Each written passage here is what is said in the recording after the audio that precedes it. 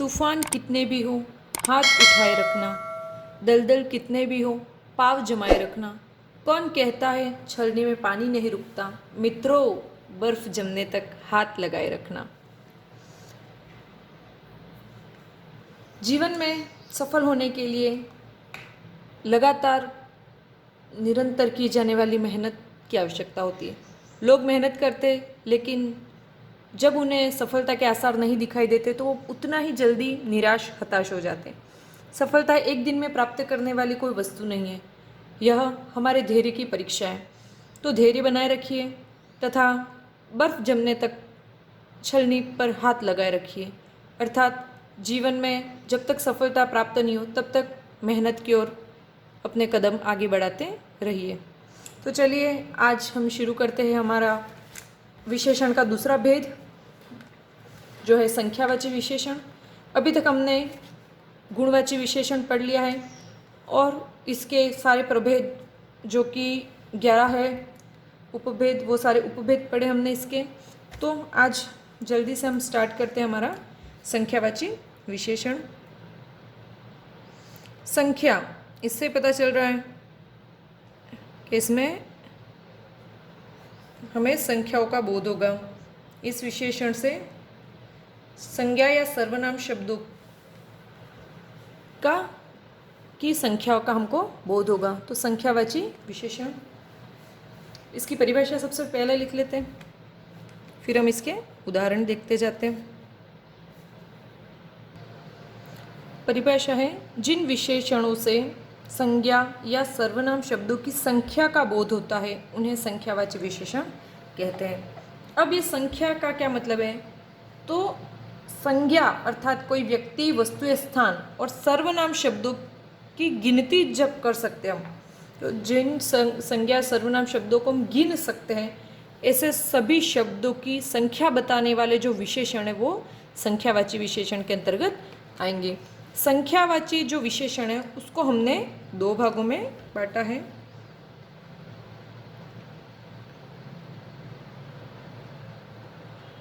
संख्यावाची या संख्यावाचक विशेषण। परिभाषा हर बार इसीलिए लिखवाई जाती है ताकि कभी भी आप ये नहीं भूलो कि विशेषण जो है वो संज्ञा या सर्वनाम शब्दों की विशेषता बताते हैं, और जब संख्यावाची विशेषण की बात करें तो वो किन की संख्या बताएंगे, संज्ञा या सर्वनाम शब्दों की। तो संख्यावाची विशेषण दो है जो निश्चित संख्या का बोध करवाते हैं, 2, 4, 5, 10 इत्यादि। तो वो निश्चित संख्यावाची विशेषण, और जो निश्चित संख्या का बोध नहीं करवाते, कुछ इत्यादि, जो अनेकों, कुछ, कई, तो वो हो जाएंगे हमारे अनिश्चित संख्यावाची विशेषण। अब अनिश्चित संख्यावाची जो विशेषण है उनमें कौन कौन से शब्द आते वो देख लेते अपन। इसमें शब्द आते अनेक, कुछ, थोड़े, सब, सैकड़ों, कई, बहुत आदि। ठीक है। अब ये जो निश्चित संख्यावाची विशेषण है उसके पुनः हमको 5 भाग करने, कितने, 5 भाग। तो इसके 5 भाग हम करते हैं।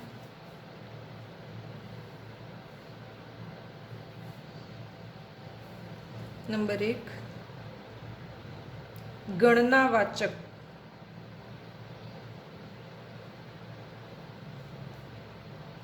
ठीक है। नंबर 2 हमारे हो गया क्रमवाचक।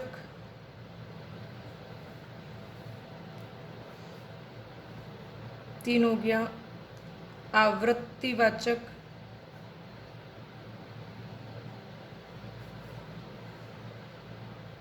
नंबर 4 है हमारे समुदायवाचक। और पांचवा और अंतिम है हमारे प्रत्येक सूचक। प्रत्येक सूचक, ठीक है। ये 5, 1 2, ये हो गया नंबर 3, ये 4 और ये 5। अब जो गणनावाचक है उसमें आपके आगे 1 से लेकर 1000, लाख, जहाँ तक आपको संख्या आती है वो निश्चित संख्या, 1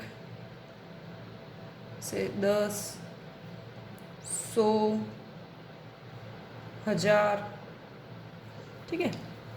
फिर निश्चित संख्या में आएगा आधा, चौथाई, ढाई, और एक होता है ड्योडा, ठीक है। ये सारे जो शब्द है वो गणनावाचक निश्चित संख्यावाची विशेषण है। क्रमवाचक, क्रमवाचक में आएगा आपके पहला, दूसरा, तीसरा, ऐसे ही 100वां, 1000वां, ये ऐसे वाह शब्द लगते जाते। इसके बाद आवृत्ति जो सूचक है, आवृत्ति मतलब दोहराना, जैसे अपन बोलते हैं दुगुना, तिगुना, चौगुना, ऐसे आगे बढ़ते जाना। समुदायवाचक जो है उसमें ऑफ कोर्स 1 से अधिक होंगे, जैसे कि दोनों, तीनों, पांचों, 10, ऐसे ही। प्रत्येक सूचक जो है उसमें हो जाएगा 1 1, 2 2, हर दूसरे, हर तीसरे, हर पांचवे, हर छठे, हर शब्द के साथ। तो ये हो गए प्रत्येक सूचक। तो हमने देखा संख्यावाची विशेषणों को हमने 2 भागों में बांटा, निश्चित संख्यावाची और अनिश्चित संख्यावाची। अनिश्चितवाची में अनेक, सब, कुछ, सैकड़ों, थोड़े, कई, बहुत इत्यादि शब्द जो है उनसे पहचान होती है कि अनिश्चितवाची संख्यावाचक विशेषण शब्द है। निश्चित संख्यावाची विशेषण शब्दों को हमने 5 भागों में बांटा है। पहला है गणनावाचक, 1 10 100 1000 जो संख्या होती है हमारी गिनती होती है, उससे पता चलता है कि निश्चित संख्यावाची विशेषण है। क्रमवाचक में पहला, दूसरा, तीसरा, चौथा इत्यादि। आवृत्तिवाचक में दुगुना, तिगुना, चौगुना, 10 गुना, ठीक है, 1000 गुना। समुदायवाचक में दोनों, तीनों, पांचों, 10, और प्रत्येक सूचक में 1 1, 2 2, हर दूसरे, हर तीसरे, हर पांचवें, हर 10वें इत्यादि। अब देखते उदाहरण, शुरू करते हैं। मैं तीसरी मंजिल पर रहता हूँ। तीसरी संख्यावाची शब्द है और मंजिल संज्ञा शब्द है।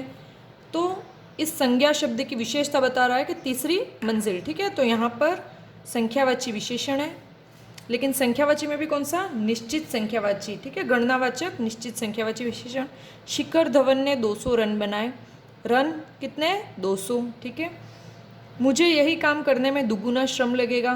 दुगुना आवृत्ति सूचक। कल लता ने तिगुना काम किया, यह भी आवृत्ति सूचक निश्चित संख्यावाची विशेषण का उदाहरण है। विश्व का हर छठा व्यक्ति भारतीय है। यहाँ पर हर दूसरा, हर तीसरा, तो यहाँ पर हर छठा व्यक्ति, तो प्रत्येक सूचक, यहाँ पर हमने पढ़ा था प्रत्येक सूचक निश्चित संख्यावाची विशेषण का ही उदाहरण है, ठीक है। गांव के हर, कभी कभी परीक्षा में क्या सीधे ना पूछ करके वो इनके भी प्रभेद पूछता है, तो हम वो भी साथ में लिख देते हैं। मैं तीसरी मंजिल पर रहता हूँ। पहली, दूसरी, तीसरी, सारे संख्यावाची जितने भी शब्द होंगे ये सारे शब्द हमारे किस में आएंगे? तो यहाँ पर लिख देते हम गणनावाचक निश्चित संख्यावाची विशेषण, ठीक है। वो अंडरस्टूड है, आप पूरा लिख देना। शिखर धवन ने 200 रन बनाए, 200 रन, ठीक है, ये भी गणनावाचक निश्चित संख्यावाची विशेषण, ठीक है। मुझे यही काम करने में दुगुना श्रम लगेगा। दुगुना, तिगुना, तो ये हो गया आवृत्ति सूचक आवृत्ति सूचक या आवृत्तिवाचक कुछ भी ना। निश्चित संख्यावाची विशेषण तिगुना, इसमें भी आवृत्तिवाचक। निश्चित संख्यावाची विशेषण विश्व का हर छठा व्यक्ति भारतीय है, तो ये हो गया आपके प्रत्येक सूचक। निश्चित संख्यावाची विशेषण गांव के एक एक घर को लूट ले गए, तो एक एक ये भी हो गया आपके प्रत्येक सूचक संख्यावाची विशेषण। आगे देखते, गोविंद का कक्षा में दूसरा स्थान है, पहला दूसरा तीसरा यह क्रम बताता है ना, तो ये हो गया हमारे क्रमवाचक निश्चित संख्यावाची विशेषण। उसने आधी कीमत पर मकान खरीदा, आधी फिक्स कीमत बताइए, ये भी हमारे हो गया गणनावाचक में, गणनावाचक। भारत में सब लोग मिलकर रहते हैं, सब, लेकिन वो कितने हैं यहाँ पर संख्या हमको निश्चित रूप से नहीं पता, लोगों को हम गिन सकते हैं इसलिए संख्यावाची है, ये तो यहाँ पर कन्फर्म है हमको। और लोग जो है वो हमारे संज्ञा शब्द भी है, लेकिन सब, तो सब में कितने हैं ये हमको नहीं पता है, तो यहाँ पर होगा अनिश्चित संख्यावाची विशेषण। ठीक है। उसने घर की कुछ चीज़ें उठाकर फेंक दी, चीज़ें संज्ञा शब्द लेकिन कुछ, कितनी थी हमको नहीं पता, तो यहाँ पर भी अनिश्चित संख्यावाची विशेषण हो गया। बम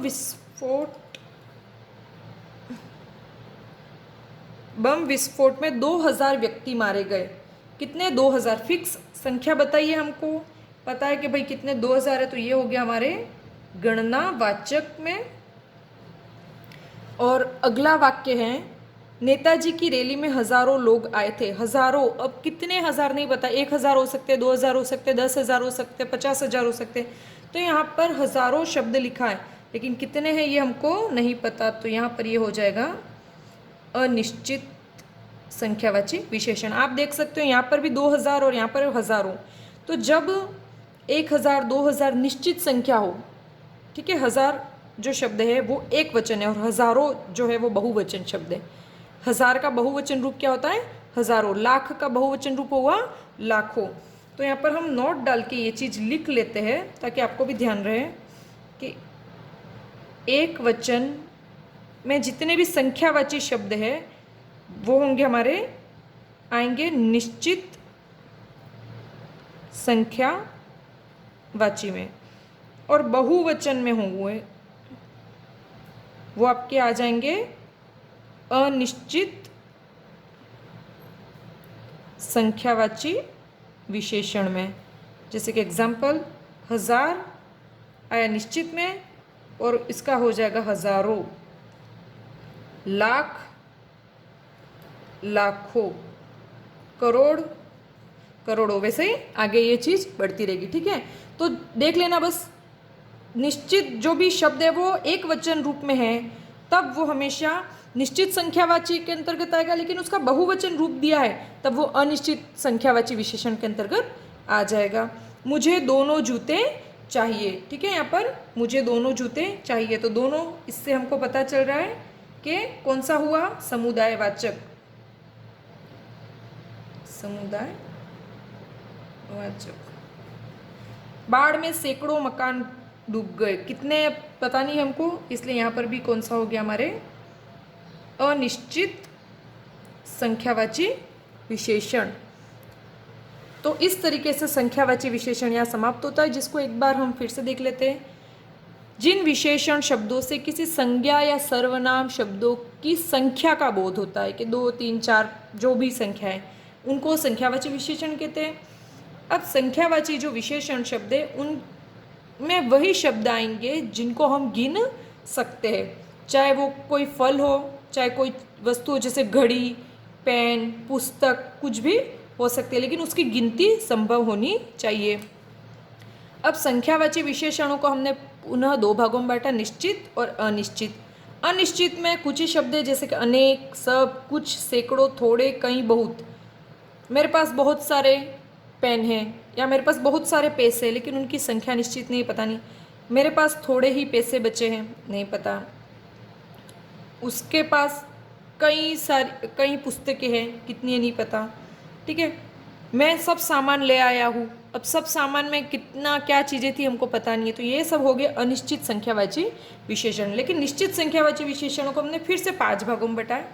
गणनावाचक 1 से लेकर के आपको जहाँ तक की गिनती आती है वो सारी गिनती आपकी हो जाएगी गणनावाचक। इसमें आधा, चौथाई, ढाई, ड्योढ़ा, इतने भी, ये भी सारे शब्द आ जाएंगे। क्रमवाचक में आपके पहला, दूसरा, तीसरा, चौथा, 100वां से लेके 1000वां तक के सारे क्रम हो गए।